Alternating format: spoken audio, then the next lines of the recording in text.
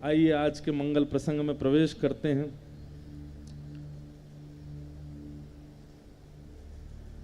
कल हम लोग मंगलाचरण श्रवण कर रहे थे। अब मंगलाचरण के बाद कथा इस प्रकार प्रारंभ होती है कि 88,000 सौनकादि ऋषि बैठे हैं और सामने सूत जी महाराज से वे लोग प्रश्न करते हैं। 6 प्रश्न। किम श्रेय शास्त्र सारह का स्व अवतार प्रयोजनम किम कर्म के अवतारश्च धर्म कम शरणम गतः। ये 6 प्रश्न हैं और इन्हीं 6 प्रश्नों में भागवत की कथा सुनाते हैं श्री सूत जी। सबसे पहला, किम श्रेय, ठाकुर जी के अवतार का श्रेय किसको जाता है? भगवान भक्तों के लिए आते हैं कि राक्षसों के लिए आते हैं? ठाकुर जी के अवतार का क्रेडिट किसको जाता है? किसके लिए आए? प्रधानमंत्री राहुल केला आए, किसके लिए आए? लोग बाग ये पूछते हैं क्यों आए थे, उसका श्रेय किसको गया? ऐसे ठाकुर जी पृथ्वी पर आते हैं, लीला करते हैं, उसका श्रेय किसको जाता है? पहला प्रश्न। दूसरा, शास्त्र सारह क, हमारे इतने सारे शास्त्र हैं, उनका सार क्या है? रामायण जी हैं, महाभारत हैं, भागवत जी हैं, भगवत गीता है, इतने सारे शास्त्र, 6 शास्त्र हैं हमारे हिंदू वैदिक सनातन धर्म में। इन सब शास्त्रों का सार क्या है?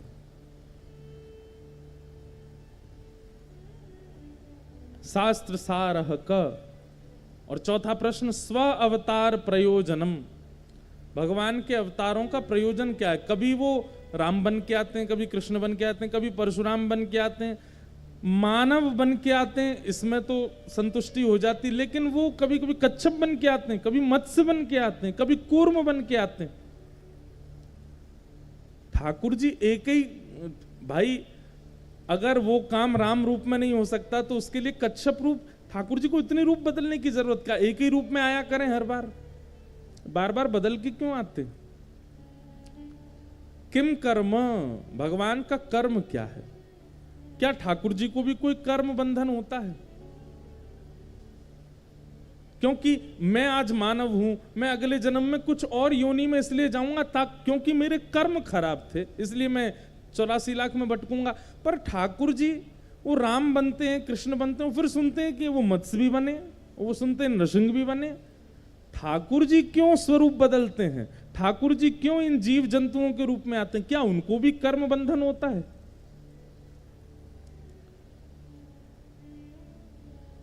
पांचवा प्रश्न किया, के अवतारश्च, कितने अवतार हैं भगवान के? कोई 11 बताता है, कोई 10 बताता है, कोई 24 बताता है। और अंतिम प्रश्न, ठाकुर जी अपनी समस्त लीला पूरी करके प्रस्थान कर गए, पर भगवान के जाने के बाद धर्म किसकी शरण में है? आज धर्म किसके आश्रय में है? कृपा करिए 6 प्रश्नों के उत्तर हमको दीजिए। बंधुओं, इन 6 प्रश्नों के उत्तर वैसे तो भागवत जी के आप प्रसंगों को सुनेंगे तो अपने आप मिलते रहेंगे, लेकिन कुछ कुछ सूक्ष्म भाव से हम लोग श्रवण करें। सबसे पहला, किम श्रेय, भगवान के अवतार का श्रेय किसको जाता है? ठाकुर जी किसके लिए पृथ्वी पर आते हैं? तो कुंती स्तुति में श्री कुंती जी इस प्रश्न का उत्तर दे रही हैं और कुंती जी कहती हैं ठाकुर जी से कि हे नाथ, आपका जन्म इस पृथ्वी पर किनके लिए हुआ? तथा परम हंसानां मुनीनां अमलात्मनां भक्ति योग विधानार्थम कथम पश्येम स्त्रिय। आपका अवतार भक्तों के लिए हुआ, आपका अवतार राक्षसों को मारने, आप कंस को मारने के लिए कृष्ण नहीं बने हैं, रावण को मारने के लिए राम नहीं बने हैं, हिरण्यकश्यप को मारने के लिए नृसिंह नहीं बने हैं।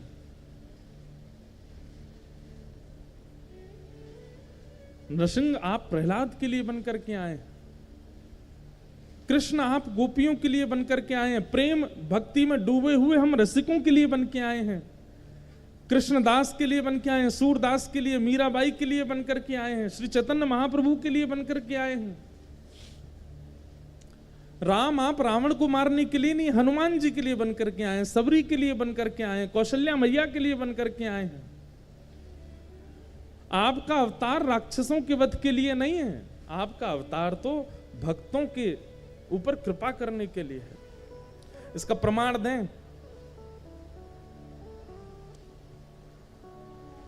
ठाकुर जी के जितने भी मंदिर हैं, स्वयंभू मंदिर, मानव के द्वारा निर्माण किए गए मंदिरों में तो फिर भी थोड़ी विलक्षणता हो सकती है, लेकिन जितने भी स्वयंभू मंदिर हैं जहां ठाकुर जी स्वयं विराजमान हुए हैं, जैसे कि श्री महाप्रभु जगन्नाथ जी, ये भी स्वयं आज्ञा दे करके, अब किसी दिन होगा तो हम सुनाएंगे पूरी लीला कि महाप्रभु जगन्नाथ जी कैसे पधारे, और अभी भाव बन गया तो अभी सुना देंगे। पहले नील माधव भगवान विराजते थे, और नील माधव भगवान से ही फिर वो अंतर ध्यान हो गए। तब इंद्रद्युम्न राजा की बड़ी इच्छा हुई प्रबल की, हे नाथ मैं आपका दर्शन नहीं कर पाया। तब ठाकुर जी ने कहा, भाई देखो वो नील माधव स्वरूप ही अब तुम्हारे मनोभाव से रूप धारण करके आएगा। तब महाप्रभु जगन्नाथ जी के रूप में ठाकुर जी पधारे, स्वयंभू ठाकुर जी हैं। श्री राधारमण लाल जी स्वयंभू ठाकुर जी स्वयं प्रकट हुए हैं। हमारे बिहारी जी स्वयंभू ठाकुर जी, श्री पंडरीनाथ स्वयंभू ठाकुर जी, द्वारिकाधीश स्वयंभू ठाकुर जी, बद्रीनाथ स्वयंभू ठाकुर जी हैं, रंगनाथ स्वयंभू ठाकुर जी हैं। हम क्या कहना चाहते हैं, भारत में जितने भी स्वयंभू भगवान के मंदिर हैं, एक भी भगवान किसी राक्षस को वध करते हुए स्वरूप में नहीं है, सारे ठाकुर जी भक्तों पर कृपा करते हुए स्वरूप में है। वृंदावन में मुरली बजा रहे हैं, चाहते तो ऐसे आते, कंस को हाथ में ले रखा है और श्री राधारमण जी का ऐसे ही दर्शन होता। अगर राक्षस वध ही प्रधानता होती तो राधारमण जी ऐसे होते, नेक्स्ट से गोपाल जी, और हाथ में छोटा सा, अब छोटे से हैं तो छोटा सा ही रावण होता, ऐसे ही वो कंस होता। राम जी जहां कहीं भी मंदिरों में होते धनुष बाण रखे हैं, नहीं तो ऐसे ही दिखते, सब जगह दर्शन ऐसे ही होता। द्वारिकाधीश शंख चक्र गदा पद्म धारण करके खड़े हैं, पर कहीं भी आपको ऐसा रूप नहीं दिखेगा कि एक उंगली उठा रखी है उसमें चक्र घूम रहा है, ठाकुर जी बिल्कुल रौद्र वेश में खड़े हैं, नहीं। जितने भी स्वयंभू मंदिर हैं सब जगह ठाकुर जी का ऐसा प्रेममय स्वरूप इस बात को प्रमाणित करता है कि ठाकुर जी राक्षसों के लिए नहीं, मेरे और आप जैसे प्रेमी भक्तों के लिए आए हैं। इसलिए भगवान के अवतार का श्रेय किसको जाता है? भगवान के अवतार का श्रेय प्रेमी भक्तों को जाता है। रावण कंस आदि तो हमारे पूज्य पिताजी एक बहुत अच्छा उदाहरण देते हैं कि भैया आपका पुश्तैनी मकान कहीं था और वहीं आपके किसी मित्र के यहां ब्याह था, आप मित्र के ब्याह में गए, लेकिन वहां जाकर के आपके मन में आया कि पुश्तैनी मकान है उसको भी साफ कर चलें, और उसमें जो लगे हुए जाले थे, उसमें जो चूहे थे, उसमें जो मकड़ियां थी, उन सब का भी सफाया करके गए। ठीक वैसे ही ठाकुर जी अपने पुश्तैनी मकान पृथ्वी पर आते हैं, और पृथ्वी मकान नहीं ससुराल है ठाकुर जी की। क्यों? क्योंकि भगवान की पत्नी भूदेवी से मिलने के लिए ठाकुर जी आते हैं। और जब ठाकुर जी देखते हैं ससुराल में बहुत गंदगी हो गई है, तो एक दिन सब सारी ने लेकर के ठाकुर जी सफाई करते हैं, तो उसमें रावण रूपी चूहा दिख जाता है तो उसको भी निकालते हैं, कंस रूपी मकड़ी दिख जाती है तो उसका भी वध करते हैं। ठाकुर जी के अवतार का श्रेय किसको जाता है? भक्तों को जाता है। प्रेम लक्षण जिनके चित्त में ऐसे भक्तों के लिए। अगर ठाकुर जी केवल राक्षस वध करने आए होते तो ठाकुर जी आते ही चले जाते, लेकिन प्रेमी भक्तों को जब ठाकुर जी ने देखा तो आए और आकर के रुक गए। पंढरपुर गए तो विट्ठल बन के रुक गए, द्वारिका गए तो द्वारिकाधीश बन के रुक गए। आपको पता महाप्रभु जगन्नाथ जी का प्रथम प्राकट्य कहां हुआ? द्वारिका में। महाप्रभु जगन्नाथ जी प्रकट पहले द्वारिका में हुए, फिर इंद्रद्युम्न राजा के वजह से ठाकुर जी यहां आए उड़ीसा में। प्रकट तो ठाकुर जी द्वारिका में हुए थे। अपने भक्त की इच्छा के लिए ठाकुर जी प्रकट होते हैं। राक्षसों के लिए नहीं। तो प्रथम प्रश्न का उत्तर क्या है? प्रेमी भक्तों के लिए ठाकुर जी आते हैं। अब देखो, इससे एक बात और स्पष्ट होती है, ठाकुर जी प्रेमी भक्तों के लिए आते हैं, लेकिन हम लोग ठाकुर जी को अपने आर्त सुना करके बुलाते हैं। हे नाथ, हमारे कार्यों के प्रति, हमारे जीवन के प्रति, हमारे मन में जो द्वंद्व चल रहा है, हमारे परिवार में जो कलेश चल रहे हैं, उन सबको बता करके ठाकुर जी को बुलाते हैं। ठाकुर जी कहते हैं, भाई तुम इतने कष्ट दे करके क्यों बुला रहे हो हमको, कि कष्ट है इसको दूर करने आइए। ठाकुर जी कह रहे हैं, तुम देख नहीं रहे हो, मेरे पूर्व अवतारों को देखो, मैं भक्तों के प्रेम से आया हूं, ये आर्त सुन करके नहीं आया हूं जिस आर्त से तुम मुझे पुकार रहे हो। ये संसारी विषयों के आर्तों से मेरी आराधना मत करो। मीराबाई बुलाती हैं, कृष्णदास बुलाते हैं, सूरदास बुलाते हैं, चैतन्य महाप्रभु बुलाते हैं, ये सब प्रेम में भर के बुलाते हैं, आर्तों में नहीं। तो ठाकुर जी के अवतार का श्रेय किनको जाता है? भक्तों को जाता है।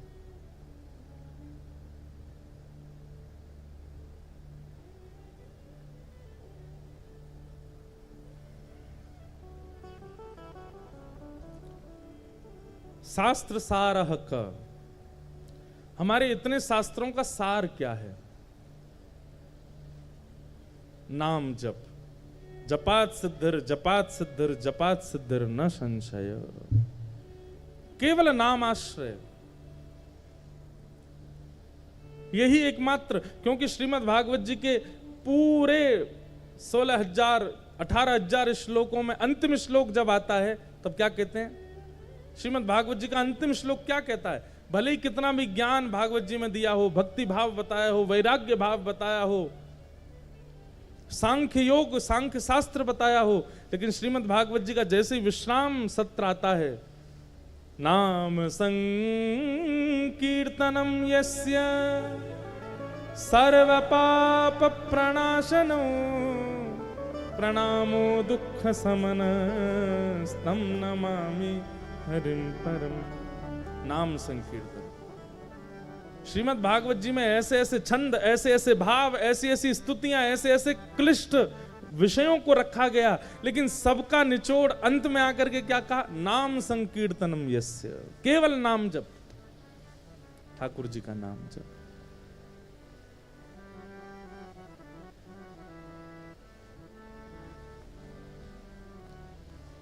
तब कथामृतम तप्त जीवनम कविभिरीडितम् कल्मषापहम्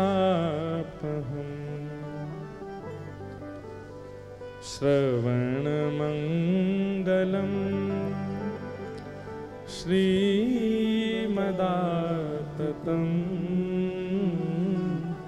भुवि गृह्णन्ति ते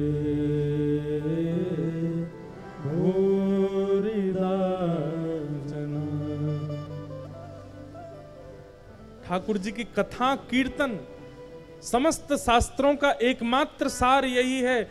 आपकी अनुष्ठान में प्रवृत्ति होना ये शास्त्रों का सार नहीं है। आपकी तीर्थ यात्राओं में निष्ठा होना ये शास्त्रों का सार नहीं है। गंगा स्नान, यमुना स्नान, नर्मदा स्नान आदि आदि पवित्र पावन तीर्थों का स्नान ये शास्त्रों का सार नहीं है। शास्त्रों का सार केवल इतना है कि ठाकुर जी के कथा कीर्तन में आपकी रति हो जाना। रति हो जाना मतलब मन लग जाना, ऐसा मन लग जाना कि उसके आगे उसके अतिरिक्त कुछ और भाए ना।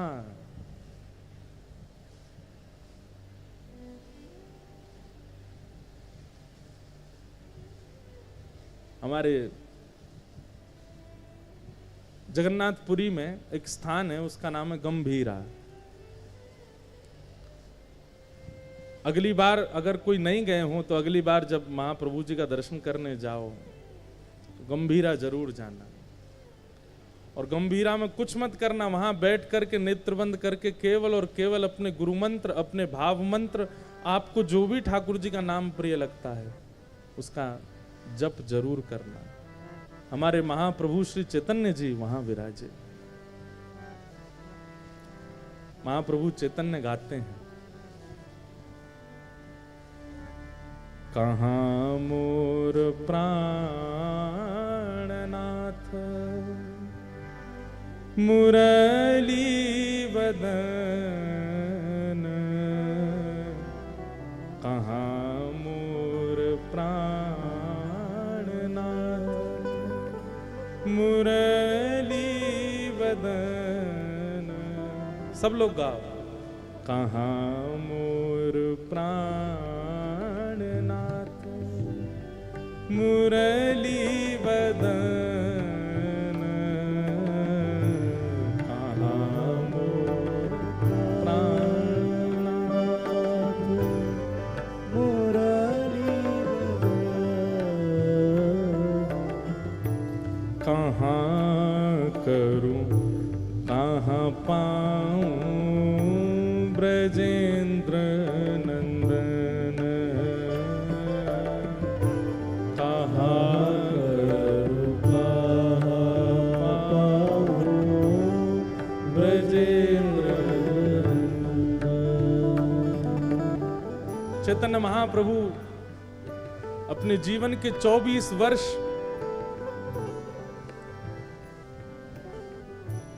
जगन्नाथपुरी में बिताते हैं और वहां उस स्थिति में रहते हैं। श्री चैतन्य महाप्रभु के लिए समुद्र समुद्र नहीं है, उनको वो यमुना जी के रूप में दिखाई देता है। चैतन्य महाप्रभु श्री मंदिर को द्वारिकापुरी मानते थे और गुंडीचा जहां ठाकुर जी का रथ जाता है उसको वृंदावन मानते थे।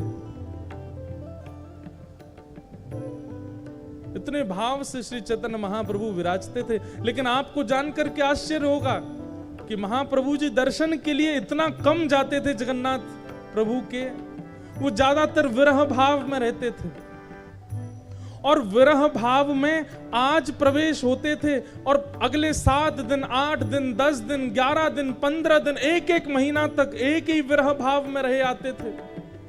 अरे कोई रो रहा है तो उसके प्रेमाश्रु 1-2 दिन तक चल सकते हैं, लेकिन 12 साल तक अनवरत नेत्रों से आंसू गिरते हो, ऐसा भावावेश कहां देखा होगा। प्रकट हुआ जगन्नाथपुरी के गंभीरा में, जहां चैतन्य महाप्रभु बैठ करके श्री चैतन्य महाप्रभु ने जगन्नाथ मंदिर में गरुण स्तंभ को 2 बार लांघा केवल, नहीं तो हमेशा गरुण स्तंभ के पीछे से ही जगन्नाथ जी को देखते थे।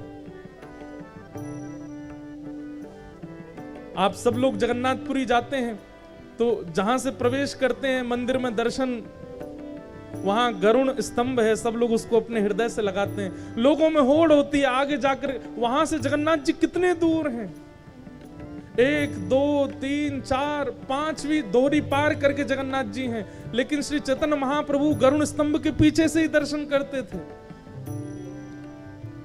केवल 2 बार महाप्रभु जी ने गरुण स्तंभ को पार किया, एक तो तब जब पहली बार आए थे और दूसरा तब जब अपनी लीला में प्रवेश कर गए महाप्रभु जी।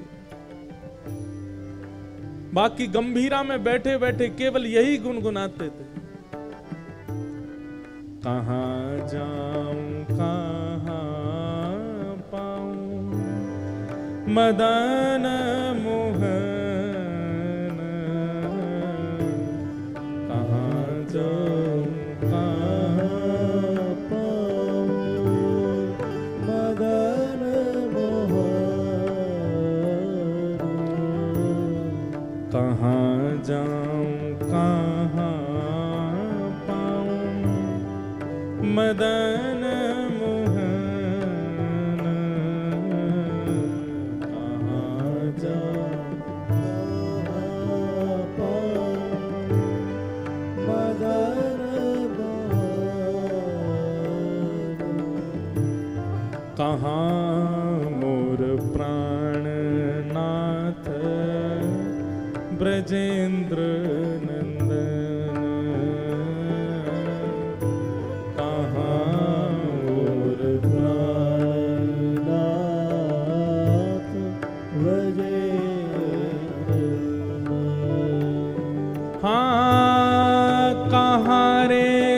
कही केवा जाने मोर दुख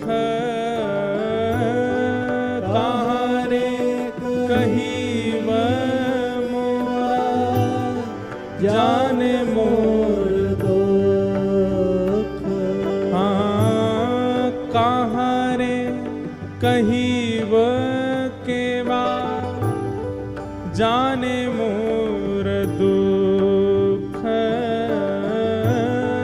कहाँ रे कही केवा जाने मोर दुख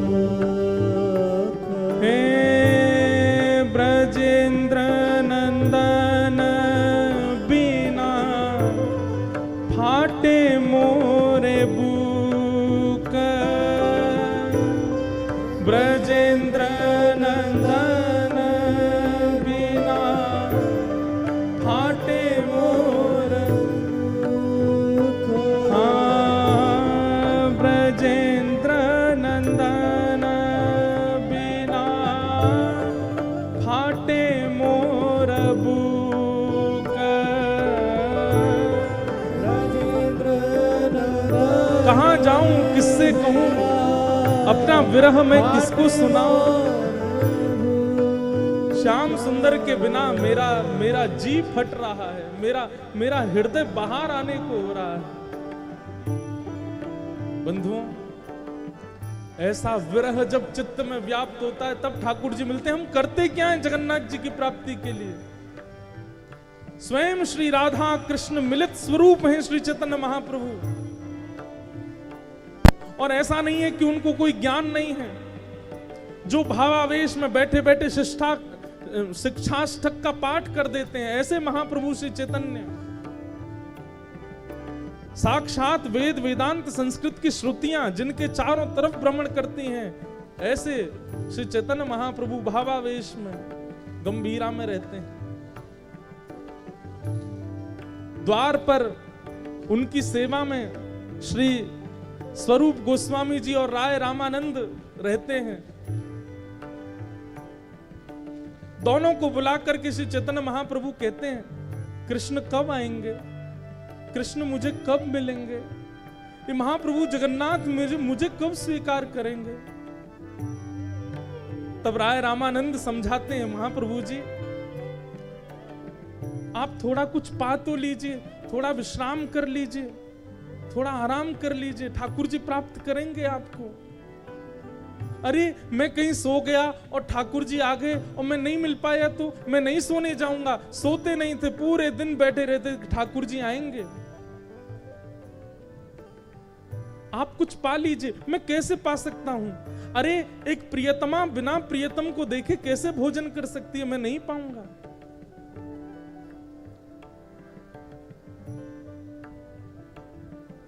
तब सब समझाते हैं, बोले कि आप अगर भोजन नहीं करेंगे, आप अगर प्रसाद नहीं पाएंगे तो महाप्रभु जगन्नाथ जी को बहुत पीड़ा होगी, बहुत कष्ट होगा, आप पा लीजिए।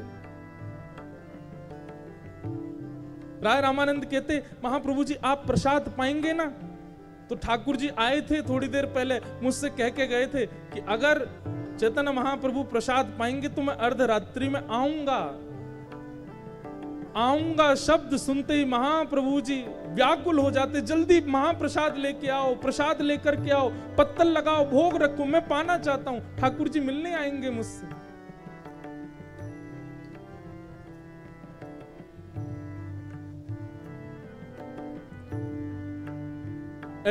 ऐसे कभी कभी झूठ बोल करके महाप्रभु जी को प्रसाद पवाते राय रामानंद।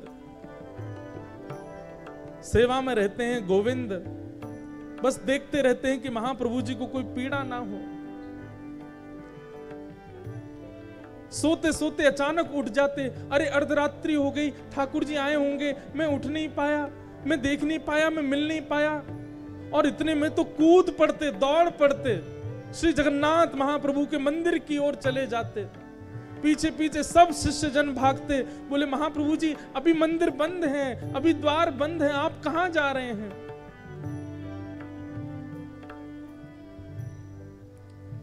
कहां पाऊं कहां जाऊं, मदन मोहन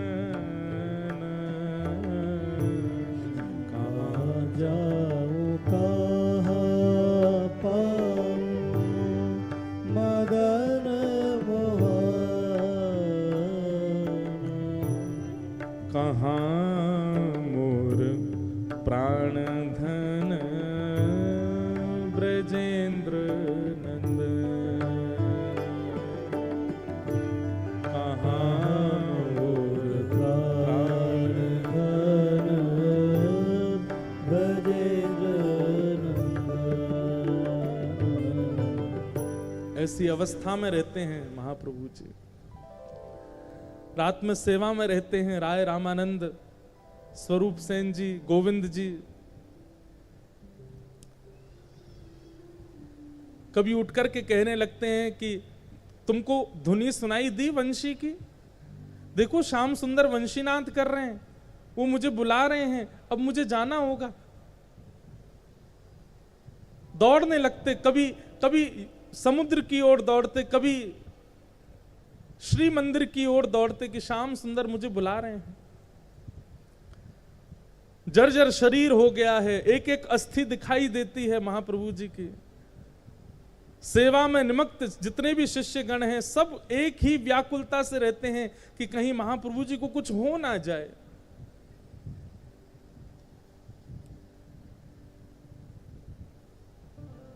एक दिन अर्धरात्रि में सब बिल्कुल सावधानी से बैठे थे। अरे शिष्यगण सोते नहीं थे कि महाप्रभु जी को नींद आ जाए, तो हम लोग कहीं सो गए तो कहीं उठ के चले ना जाए।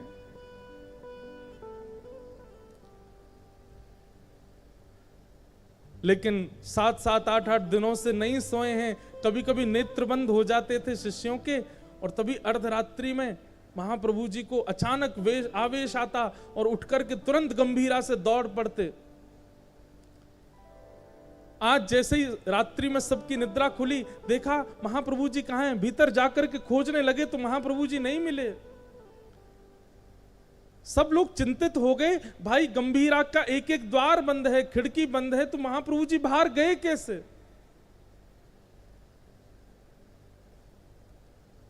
कोई किधर दौड़ा, कोई कहीं, पूरे जगन्नाथपुरी में दौड़ रहे हैं, कहां हैं चैतन्य महाप्रभु।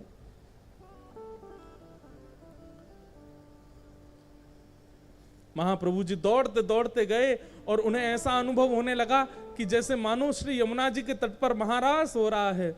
और यमुना जी वो समुद्र को मानते थे, समुद्र में जाकर के कूद गए। बहते बहते समुद्र में पहुंच गए, कोणार्क सूर्य मंदिर के पास। यहां सब शिष्यगण ढूंढते ढूंढते जब समुद्र के तट पर आए, दूर दूर तक महाप्रभु जी नहीं दिख रहे हैं, रो रहे हैं, विलाप कर रहे हैं, कहां चले गए आप।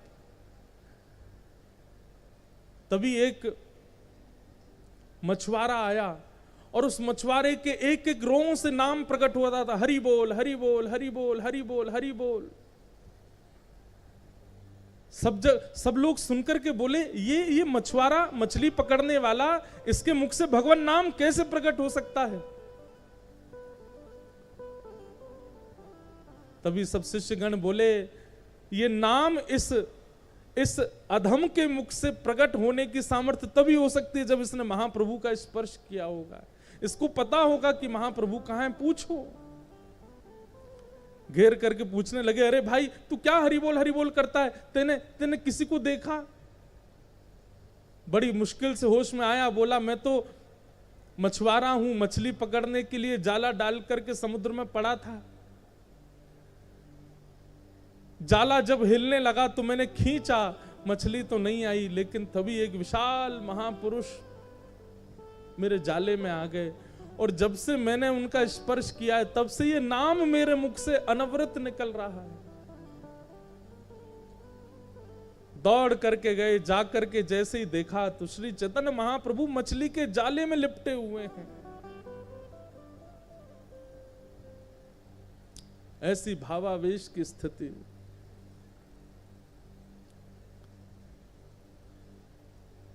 ऐसा वर्णन आता है महाप्रभु जी के चरित्र में कि पिछले कितने दिनों से महाप्रभु जी ने प्रसाद नहीं पाया है।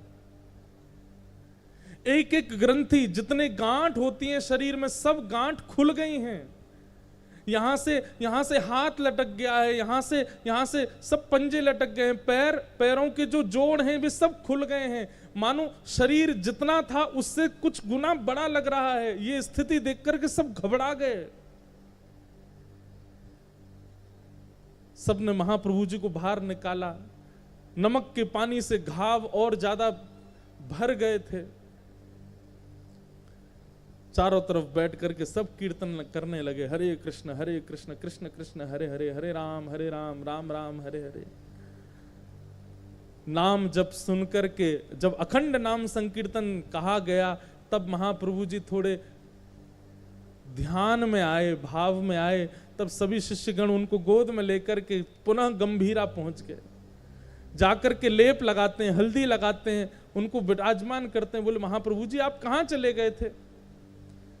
तभी कहते हैं, अरे गोविंद, वंशी बज रही थी, श्याम सुंदर सब सखियों को नौका में विराजमान करके यमुना विहार के लिए जा रहे थे, पर मैं अभागी विलंब कर गई।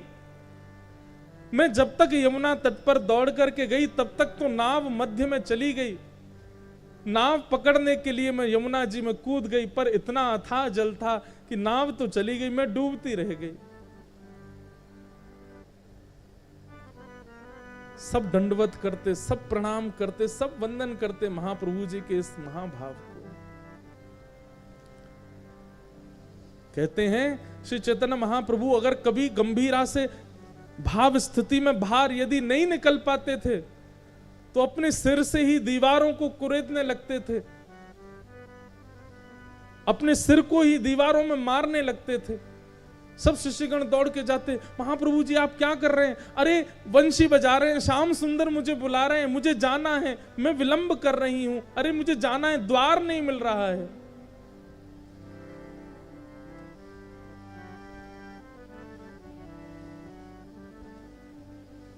कहाँ मोर प्राणनाथ मदन मोहन, कहाँ जाऊं कहाँ पाऊं ब्रजेंद्र। इसी भाव में रहते। अर्धरात्रि का पूरे दिन केवल अर्धरात्रि का चिंतन करते थे, क्योंकि रात में ही ठाकुर जी रास विहार करते हैं। अर्धरात्रि का समय एक दिन हुआ, सब सचेत बैठे थे कि महाप्रभु जी कहीं चले ना जाएं। भले ही शरीर में कितने भी घाव हो, भले ही शरीर में कितनी भी पीड़ा हो जाती हो, लेकिन अर्धरात्रि में महाप्रभु जी को ऐसी वेणु का नाद सुनाई देता था, दौड़ पड़ते थे, जाने कहां से ऊर्जा आती थी उनमें।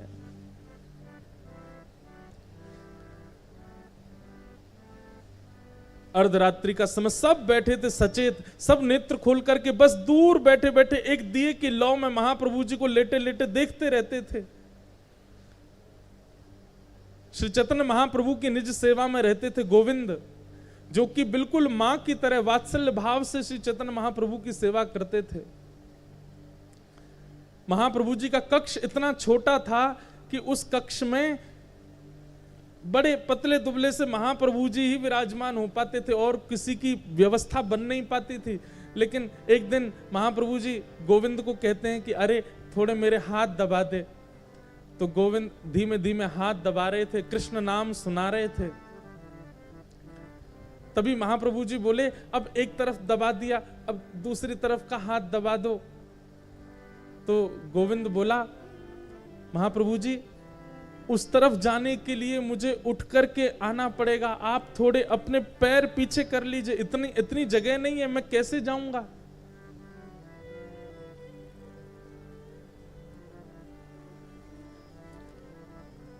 आप थोड़ा सा उठ के बैठ जाइए। तो महाप्रभु जी बोले अरे तू जानता नहीं, उठ के बैठने में मुझे हाथ खड़े करने पड़ेंगे, बैठना पड़ेगा, इतनी देर मेरा नाम छूट जाएगा, इतनी देर मेरा स्मरण छूट जाएगा। तो तेरे को दबाना हो तो दबा, नहीं तो मेरे स्मरण में विक्षेप मत डाल। अब गोविंद तो बड़े संशय में आ गए कि महाप्रभु जी आज्ञा कर रहे हैं कि हाथ दबाओ और जाना भी पड़ेगा और मैं जा भी नहीं पा रहा हूं, इनको उठाना भी नहीं है, मैं क्या करूं। गुरु आज्ञा की अवहेलना नहीं कर सकता, और हठ पूर्वक इनके चरण आदि हटाऊंगा तो इनका ध्यान टूट जाएगा।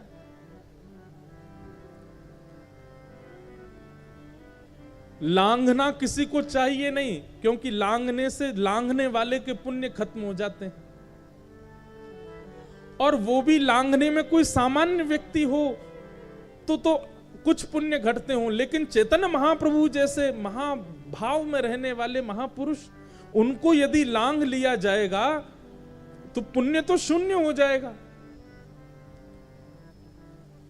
लेकिन गोविंद बोले कि गुरु आज्ञा पहले है, तभी एक नवीन वस्त्र लाए, महाप्रभु जी को उड़ा दिया ताकि उनके अंग का मुझे दर्शन ना हो, और महाप्रभु जी पर वो वस्त्र डाल करके तुरंत गोविंद लांघ गए, और लांघ करके दूसरे हाथ को दबाने लगे। रात भर दबाते रहे, अर्धरात्रि का समय हुआ, अचानक महाप्रभु जी उठ करके बैठ गए, और बैठ करके देखा गोविंद, अरे ये तू इतने से स्थान में कोने में ये सुकुड़ करके क्यों बैठा है? और तभी देखा तो द्वार पर गोविंद की भोजन का पत्तल रखी थी, वहां महाप्रसाद रखा था। अरे तेने महाप्रसाद नहीं पाया आज, तेने कुछ पाया नहीं रात्रि में? गोविंद बोले मैं आपकी सेवा में था, और इस हाथ को दबाते दबाते जब आप सो गए तो मैंने विचार किया अब मैं उस पार कैसे जाऊं।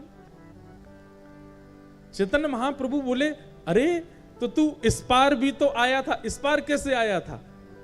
गोविंद बोले वो तो मैं आपको लांघ करके आया था। चैतन्य महाप्रभु हंसने लगे, तू गुरु को लांघ गया, और जब तू लांघ करके अपराध कर ही चुका था तो वापस जाने में तुझको इतना संकोच क्यों हो रहा था? फिर से लांघ जाता। बंधुओं, महाप्रभु जी के अनुयायियों की भाव दशा देखिए। गोविंद कहता है कि आपको लांघ करके इधर आने में मेरे पुण्य घटे, मेरे पुण्य क्षीण हो गए, शून्य हो गए, लेकिन आपको लांघने के लिए आपकी इच्छा थी कि मैं इस हाथ को आकर के दबाऊं। आपकी आज्ञा प्रधान थी, और उस आज्ञा की प्रधानता में मेरे पुण्य क्षीण हो जाए, मुझे उसमें कोई संशय नहीं। आपको पुनः लांघ करके उस तरफ जाना वो मेरी भूख थी, मेरी क्षुधा थी, मेरी इच्छा थी, और मैं अपनी इच्छा के लिए अपने गुरु को नहीं लांघ सकता। रात भर बैठे रहे। महाप्रभु जी हृदय से लगा लेते, और महाप्रभु जी जिसको हृदय से लगाते ना उसको साक्षात जगन्नाथ जी का दर्शन हो जाता था।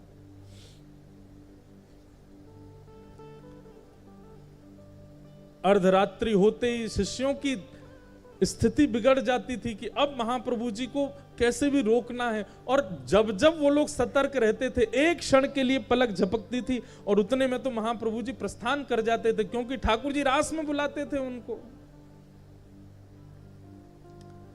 लोग कहते हैं वृंदावन में रोज रास होता है, अरे जगन्नाथपुरी में भी रोज रास होता है, इसलिए ठाकुर जी रोज रात्रि में पुष्पों का श्रृंगार करते हैं। हमें लगता है शयन के लिए जा रहे हैं, नहीं नहीं, कपाट बंद करके ठाकुर जी रास के लिए प्रस्थान कर रहे हैं।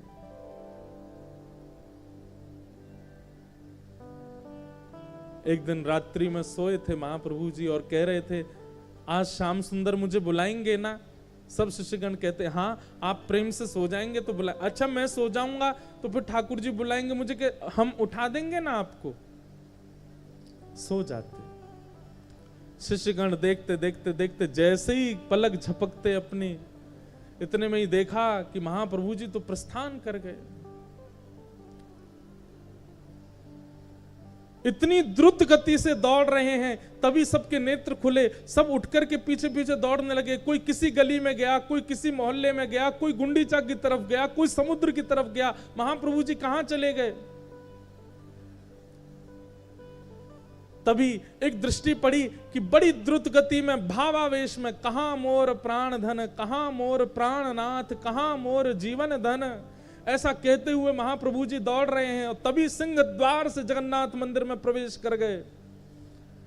शिष्यों ने एक दूसरे को आवाज लगाई, महाप्रभु जी श्री जगन्नाथ मंदिर में, सब आओ।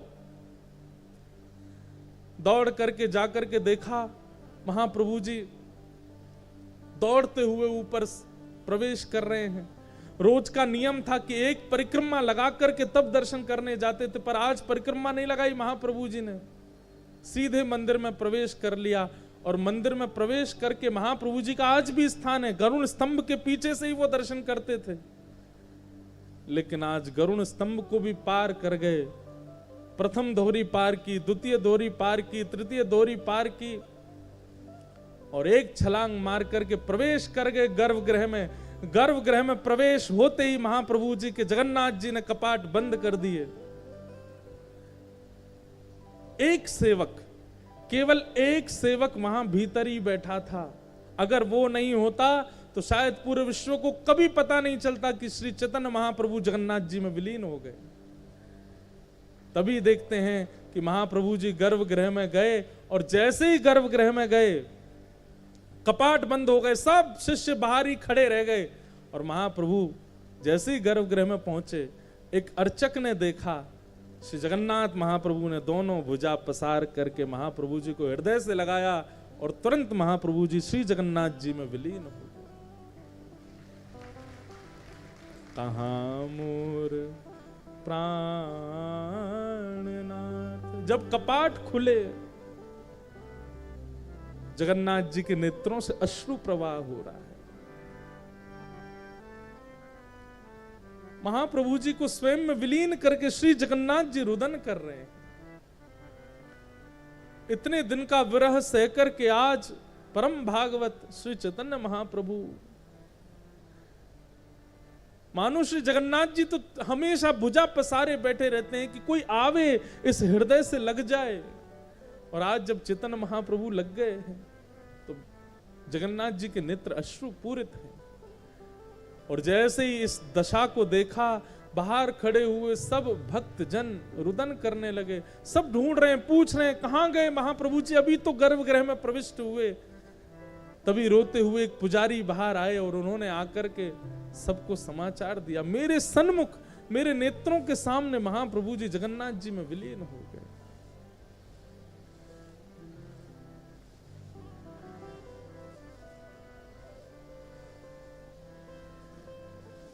ऐसे श्री जगन्नाथ, हम कहां भक्ति करते हैं, हम कहां प्रेम प्रस्तुत करते हैं, हम कहां भाव प्रस्तुत करते हैं ठाकुर जी को। हमने कुछ किया ही नहीं है आज तक अपने भक्ति भाव में, जिससे ठाकुर जी प्रसन्न होकर के हमको स्वीकार करें। भैया समय नहीं है हमारे पास, बहुत कम समय बचा है।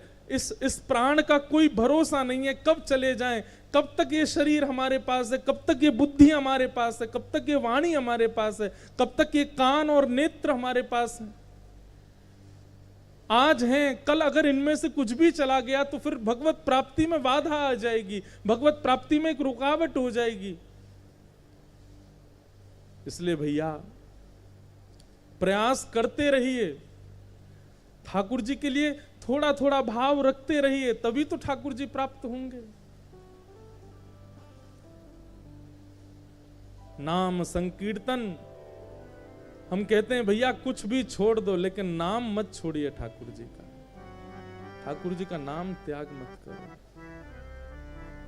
ये नाम सर्वोपरि है, ये नाम सर्वश्रेष्ठ है।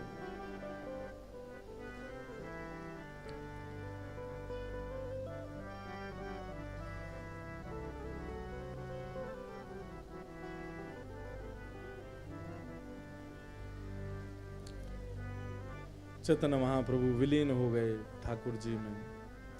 एक कीर्तन तो सबको पता है, महामंत्र गौड़िया वैष्णव संप्रदाय में गाया ही जाता है, परंतु एक कीर्तन महाप्रभु जी को अति प्रिय था।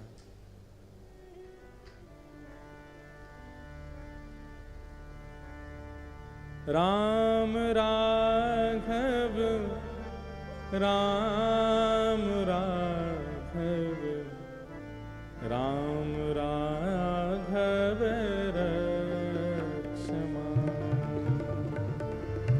राम राघव राम राघव राम राघव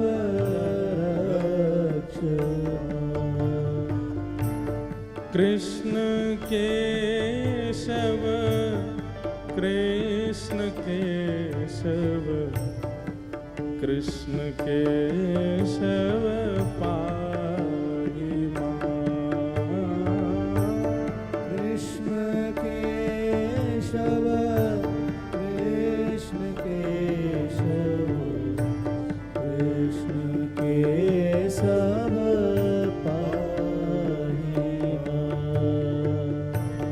राम राघव राम राघव राम राघव रक्षमा। राम राघव राम राघव राम राघव रक्षमा। हे कृष्ण केशव कृष्ण केशव कृष्ण केशव पाहि मां। कृष्ण केशव कृष्ण केशव कृष्ण केशव पाहि मां। राम राघव राम राघव राम राघव रक्षमा। राम राघव राम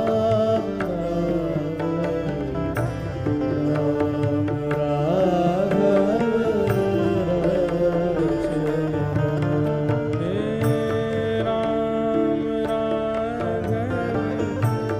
राम राघव राम राघव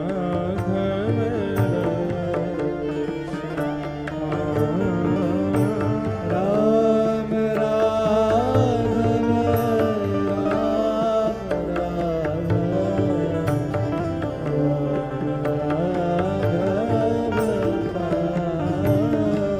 राम प्रेम लक्षणा भक्ति वो जब तक चित्त में प्रस्फुटित नहीं होगी तब तक भगवत प्राप्ति। और प्रेम लक्षणा भक्ति का मतलब क्या है? अति विरहावस्था, अति भावावस्था, जो श्री चैतन्य महाप्रभु की दृष्टिगोचर होती है। और भैया अगर वो प्रेम लक्षणा भाव चाहते हैं तो श्री जगन्नाथपुरी के गंभीरा में जाइए और वहां बैठकर के महाप्रभु जी का चिंतन करके अगर कीर्तन करते करते नाम जप करते करते नेत्र से अश्रुपूरित ना होना तो प्रयास कीजिएगा, विचार कीजिएगा कि चित्त में अभी दोष विद्यमान है, ठाकुर जी अभी स्वीकृति नहीं दे रहे हैं अपनी प्राप्ति की।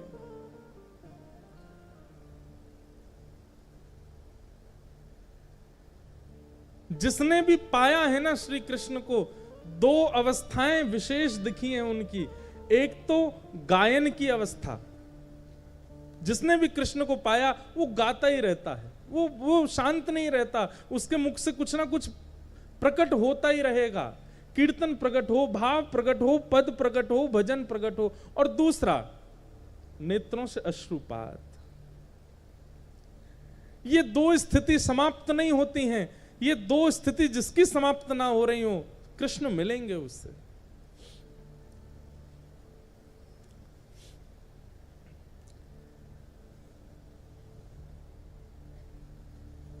वृंदावन में मीराबाई का मंदिर, वहां जाओ, वहां जाकर के अगर नेत्रों से अश्रुपात नहीं होता और श्री जगन्नाथपुरी के गंभीरा में अगर अश्रुपात नहीं होता है तो इसका मतलब अभी आपके साधन में, आपके भाव में कहीं त्रुटि बनी है आपसे।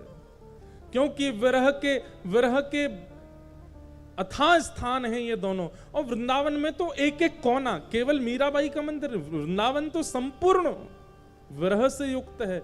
मैं कहता हूं कथा में कि बद्रीनाथ वैराग्य दे सकता है, जगन्नाथपुरी महाप्रसाद दे सकता है, द्वारिका सुख दे सकता है, वृंदावन तो विरह देता है।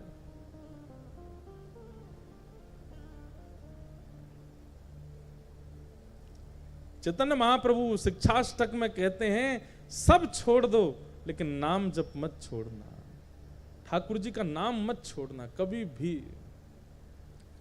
जैसे हम श्वास नहीं छोड़ते हैं, श्वास के बिना प्राण निकल जाते हैं, ऐसे हमारे नाम के बिना प्राण अधीर हो जाएं, ऐसी स्थिति जब तक ना हो जाए तब तक खूब नाम जप करो। जिस प्रकार श्वास हमारे प्राणों को बचाती है, जल हमारे प्राणों को बचाता है, अन्न हमारे प्राणों को बचाता है, ऐसे ही हमारे प्राण नाम से बचने लग जाएं, तब तक नाम जप करते रहो, वो नाम जप छूटे ना।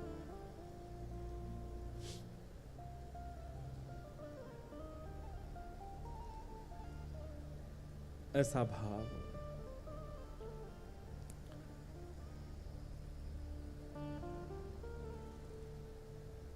चैतन्य महाप्रभु की अद्भुत लीलाएं हैं श्री जगन्नाथपुरी में। एक गुंडीचा मार्जन लीला है, अपने सब भक्तों के साथ रथ यात्रा में ऐसा नृत्य करते हैं श्री चैतन्य महाप्रभु। क्यों? क्योंकि आज श्याम सुंदर द्वारिका से वृंदावन आ रहे हैं। श्री जगन्नाथपुरी का श्री मंदिर द्वारिका है, गुंडीचा वृंदावन है, ऐसा चैतन्य महाप्रभु का भाव था। और जब श्री ठाकुर जी रथ यात्रा में विराजमान होते रथ में, और जैसे ही नंदी घोष रथ चलना प्रारंभ होता, यहां नीचे लाखों वैष्णवों के बीच महाप्रभु चैतन्य नृत्य करते थे, और नंदी घोष पर्वत के, नंदी घोष रथ के ऊपर स्वयं श्री जगन्नाथ जी नृत्य करते थे चैतन्य महाप्रभु को देख करके। ऐसा अद्भुत दृश्य होता था।